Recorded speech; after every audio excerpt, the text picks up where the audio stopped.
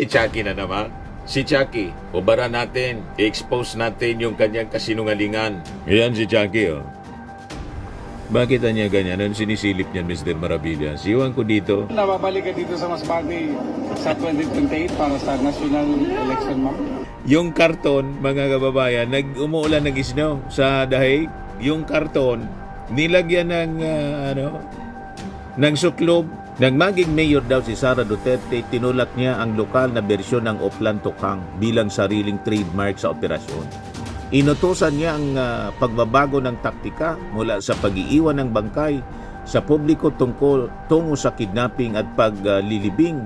Kaya sabi ni John B. Crimolia, naglagay ng niraise sa 20 million yung patong sa ulo ni Atong Ang from 10 million. Nagbabagang mga balita at pagtalakay sa mga isyu ng lipunan. Bulsa! Opinyon, banat at paglalantad sa katotohanan. Bulsa! What you see is what you get. You decide. Sila po mga kababayan si Dante Maravillas. Ano niya, Mr. Maravillas, yung topic mo ngayon? Si Chucky. Si Chucky na naman. Si Chucky, ubaran natin, i-expose natin yung kanyang kasinungalingan. Ayan si Chucky, oh. Bakit niya ganyan? Anong sinisilip niyan, Mr. Maravillas? Iwan ko dito. Nababalik ka dito sa Masbate sa 2028 para sa national election, ma'am? Nababalik ka dito sa Masbate sa 2028 para sa national election, ma'am? Nababalik ka dito sa Masbate sa 2028 para sa national election, ma'am? Ano niya, Mr. Maravillas, nangyari doon kay Chucky? Iwan ko po. Yeah. Talaga niya, Mr. Maravillas, parang may something. Hindi ba lata? Pati mga supporters niya, mga kababayan. So, tingnan ninyo yung ginawa kay Digong.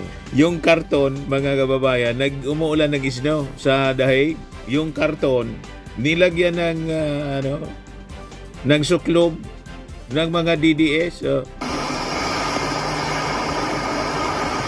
Ligpit na ako, ha? Lakas ang slow. Nagpayong na ako. kita ninyo? Pati yung nilagyan ng suklob. Yung karton, mga kababayan. Ganon katindi. Alam na ninyo na talagang like leaders, like followers. Pare-parehas po. May something. Sabi natin, yung topic natin ngayon, yung tungkol sa mga lies, yung mga tao, people and issues that dismantle the lies ni Sara Duterte. Yan ang ating pag-usapan.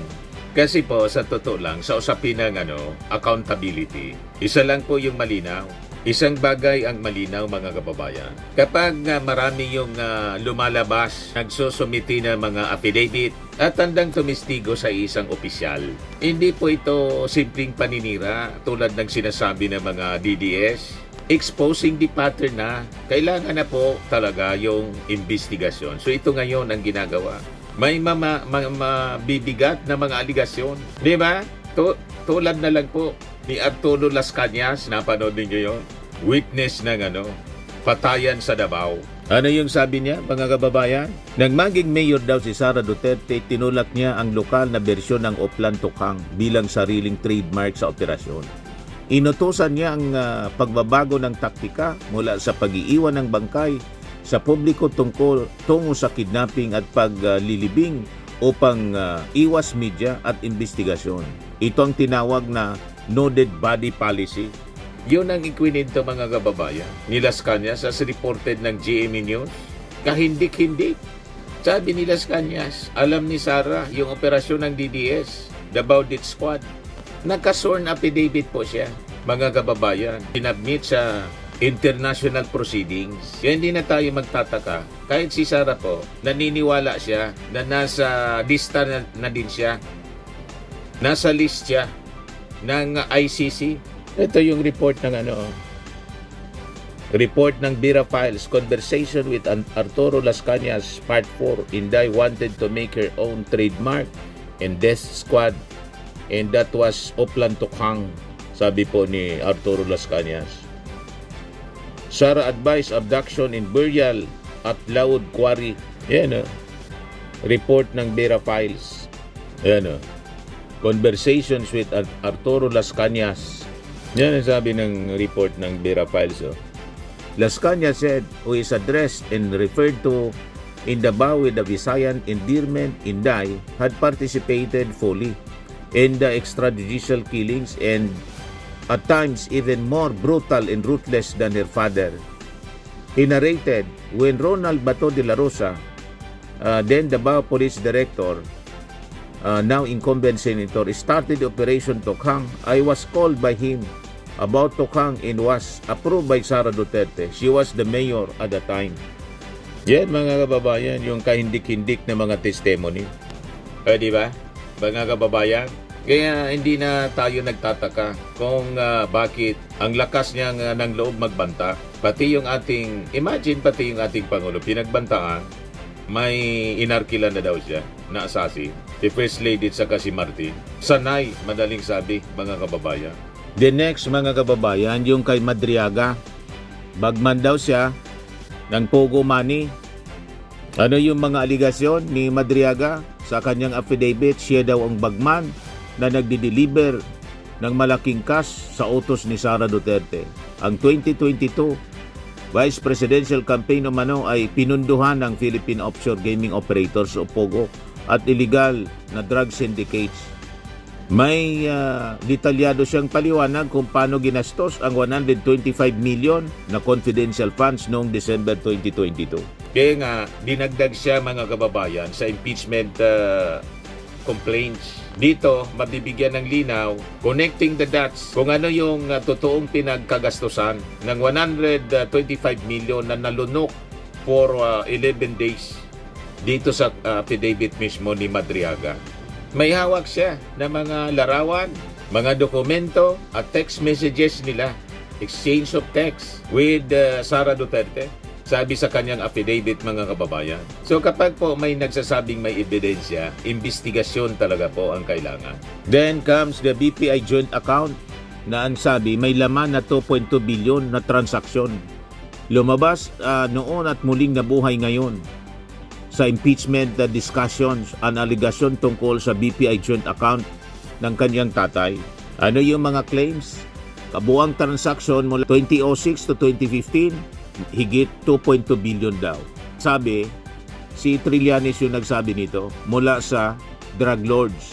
Noong March 28, 2014, birthday, 69th birthday ni Digong, may 7 deposit na umabot sa 193 million sa iisang araw. Yan ang kwento ni Trillanes sa kanyang complaints mga kababayan. You see? So, dapat talaga matuloy yung impeachment trial laban kay Sara Duterte. Para ito po, kung hindi totoo, o di acquitted siya. Pero kung totoo, kailangan po ng accountability. Di ba po, mga kababayan? Yun man lang. Ano pa, yung 3.3 billion confidential funds bilang mayor ng Davao from 2016 to 2022. Based siya sa Commission on Audit Reports at sa congressional hearings. At saka siyempre, yung vice presidente siya, yung 612.5 million na confidential funds. Na ito na po mga kababayan yung laman ng articles of impeachment other than yung pagbabanta sa ating Pangulong Bongbong. You see?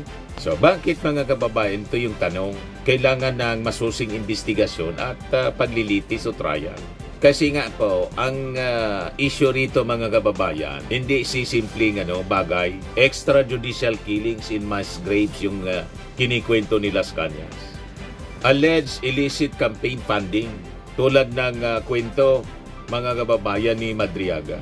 Bilyong pisong bank transaction tulad ng sinasabi po ni Trillanes. Kasi po, pag ordinaryong tao po yung involved, kawani ng gobyerno, malamang sa malamang, tanggal agad, may kaso agad. Kung mataas sana yung posisyon, dapat mataas ang standard natin. Hindi po ito witch hunt. Hindi po ito character assassination. Ito po due process na dapat harapin. Kung walang kasalanan, mga kababayan, malilinis siyempre sa tamang korte. Kung may pananagutan, dapat harapin. Tama po? Hindi yung iwas, Chucky. Tigilan na natin yung deflection.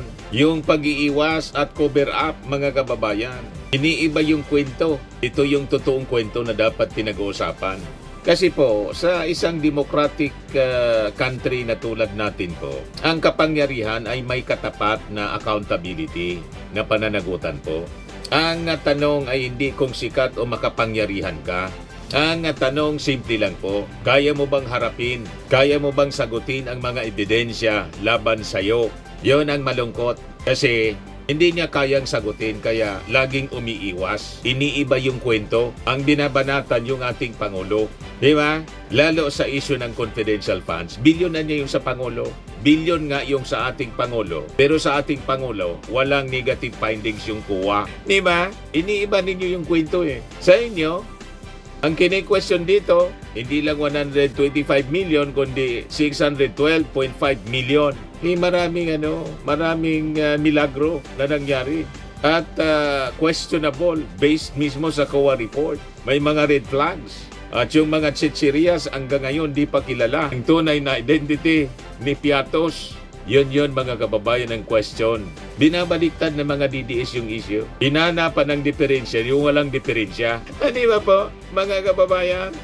Kaya sabi ni John B. Crimolia, naglagay ng niraise sa 20 million yung patong sa ulo ni Atong Ang from 10 million. Sabi ni John B. Crimolia, pag anya nakuha si nakuha si Atong Ang, aktual na beneficiary yung bibigyan, hindi mga chichiriya. Di ba po, mga kababayan? Ayan man lang ang ating short video ngayon. Ako po si Dan de Maravillas. Bye-bye. God Max bless. Firming and Lifting Cream, pinapahid po sa mga pulses in affected area. Mainam po sa paninigas ng mga kasukasuan.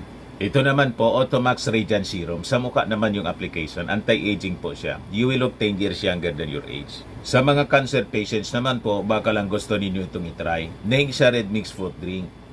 Hindi mo po siya gamot, food supplement siya. Kaya lang, gawa siya mga kababayan sa goji berry. Yung goji berry, may anti-cancer properties.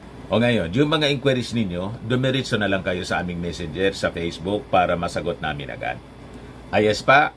Ayos na ayos niya, Mr. Maravilla. Sa mga nagana po ng malinis and spacious fitness gym, pumunta lang po kayo sa aming Colossal Fitness Gym.